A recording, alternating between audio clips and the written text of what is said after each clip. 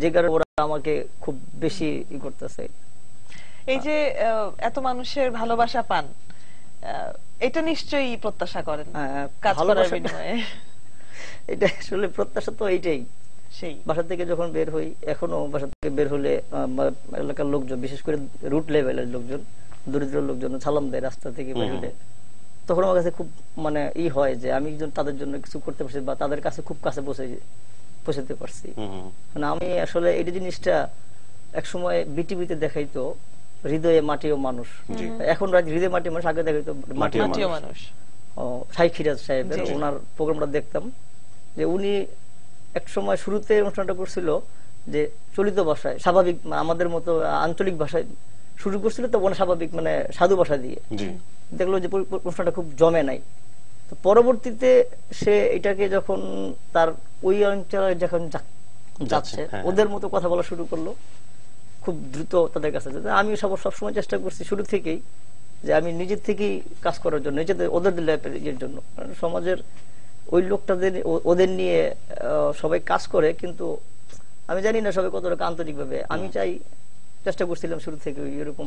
এবং আপনার চেষ্টার যে সাফল্য, সেই সাফল্য কতটুকু হয়েছে আমরা তার একটা মোটামুটি ছোটখাটো খতিয়ান তুলে ধরতে চাই। প্রিয় দর্শক, আমাদের সঙ্গে রয়েছেন গাজী মোহাম্মদ শফিকুল হক, যিনি একজন সংগঠক এবং সমাজকর্মী।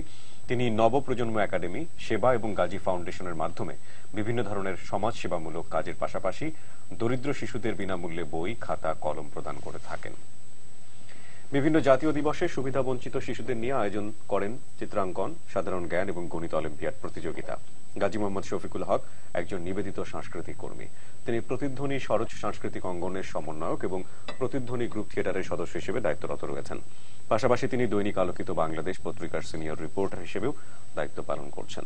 নারায়ণগঞ্জ আইডিয়াল স্কুলের প্রাক্তন স্কাউট শিক্ষক শফিকুল বাংলাদেশ স্কাউটস থেকে ঢাকা বিভাগের শ্রেষ্ঠ স্কাউট শিক্ষক হিসেবে পুরস্কৃত হয়েছেন।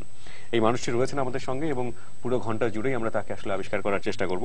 তো আমরা একটু ছোটবেলা থেকে শুরু করি অদিতি। হ্যাঁ, অবশ্যই। ছোটবেলা তো মানে ছোটবেলা যে কোনো কিছু অদিতির অনেক প্রিয়, তো আমরা একটু আপনার ছোটবেলা থেকেই শুরু করতে চাই।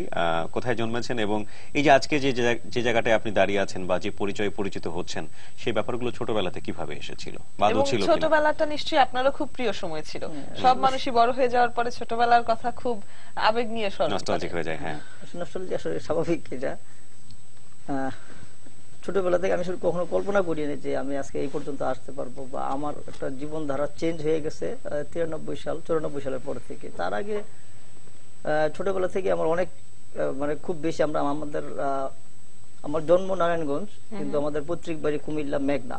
আচ্ছা, কিন্তু নারায়ণগঞ্জের জন্ম হওয়ার পর থেকে আমরা ওইখান থেকে আমাদের বাড়িতে এখন অনেক কিছু মানে সময়ের সঙ্গে সঙ্গে অনেক কিছু পরিবর্তন হয়ে গেছে, শহর হয়ে গেছে। তা আমাদের বাড়ির আশেপাশে প্রচুর অনেক বড় একটা বিল ছিল, বর্ষা আসলে ওইটা খুব হয়ে যেত। তো আমরা বেরিতাম নদীতে, নৌকা দিয়ে করতাম। তা আমরা মানে বেশিরভাগ বাড়ির পাশে খেলাধুলা করতাম। আমাদের সময় একটা বাইন্ডিং ছিল, আমরা সন্ধ্যা প্রতিদিন মাগরিবের নামাজের পর পর আজান দেওয়ার সাথে সাথে আমাদের টাইম অটোমেটিক খেলা শেষ হয়ে যেত, বাসায় চলে যেতাম, পড়াশোনা করতাম। কে কাটছে কত জোরে পড়তে পারে, এই পাশের বাসার ছেলেরা জোরে পারে না, এই পাশের কম্পিটিশন ছিল আসলে। এটা আসলে খুব একটা মজার। এটা আমাদের এক সময় কিছুদিন দেখা যেত আমরা রেগুলার প্রথম যখন পাশাপাশি থেকে পড়া হইতো, একদিন দুদিন প্রতিযোগিতা হয়ে যেত। ওরা পড়তেছে, আমরা 3-4 ভাই বোন, 4জন ভাই বোন আমরা একসাথে পড়াশোনা করবো, 4জন, আমাদের ছোট 4জন। আমাদের কম্পিটিশনটা হলো পাশের বাসার সাথে। হঠাৎ করে একদিন হয়েছে যে ওরা বেশি পড়তেছে, তো আমার আজকে আমাদের বেশি পড়তে হবে। হ্যাঁ, আজকে আমাদের বেশি, ওদের চাইতে বেশি না, ওদের চাইতে জোরে পড়তে হবে।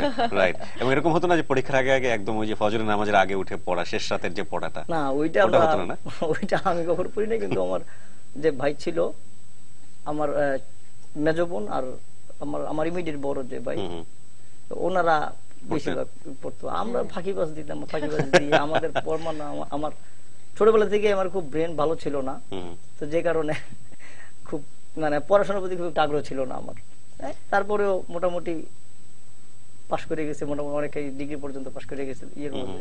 কিন্তু আমি পড়াশোনাটা খুব বেশি, আমি কিন্তু খেলাধুলা, দুষ্টামি এই অনেক করতাম। আপনারা তো 8 ভাই বোন ছিলেন। হ্যাঁ, আমরা 8 ভাই। তো আপনি যে দুষ্টামির বর্ণনা দিচ্ছেন, মায়ের নিশ্চয়ই বেশ কষ্ট হতো সামলাতে। অনেক অনেক সহ্য করতে হয়েছে, প্রচুর মার খেতে হয়েছে। একবার তো স্কুল ফাঁকি দিয়ে, স্কুলে যাই না, 3-4 দিন স্কুল যাইতাম না। একদিন হঠাৎ করে আমার ভাই এখন উনি উপসচিব, উনি একদিন রাস্তার মধ্যে দেখে ফেলছে যে খেলতেছি, আমি স্কুলের ড্রেস পরে খেলতেছি, বাস বাসা থেকে ধরে নিয়ে গেল, দিল এক। তো ওইটা আমার খুব রাগ করে চলে গেলাম বাসা থেকে মারি খাওয়ার পর, কিন্তু ওই ভাই আমাকে খুঁজে আবার বাড়ি করে নিয়ে আসলো বিকেল বেলা এর মধ্যে। আমার প্রতি তাদের প্রতি একটা আন্তরিকতা, সহানুভূতি আমি সবটাই পেয়েছি। সবার কি ছোট ছিলেন আপনি? আমার ছোট এক বোন আছে। আচ্ছা, ভাইদের মধ্যে সবার ছোট? সব ভাইদের মধ্যে সবার ছোট। আচ্ছা ঠিক আছে, আমরা বাকি গল্পগুলো একটু বিরতির পরে জানছি। দর্শক, আপনি দেখছেন মেরিল স্প্ল্যাশ রাঙা সকাল, একটু পরেই ফিরবো, সাথেই থাকবেন।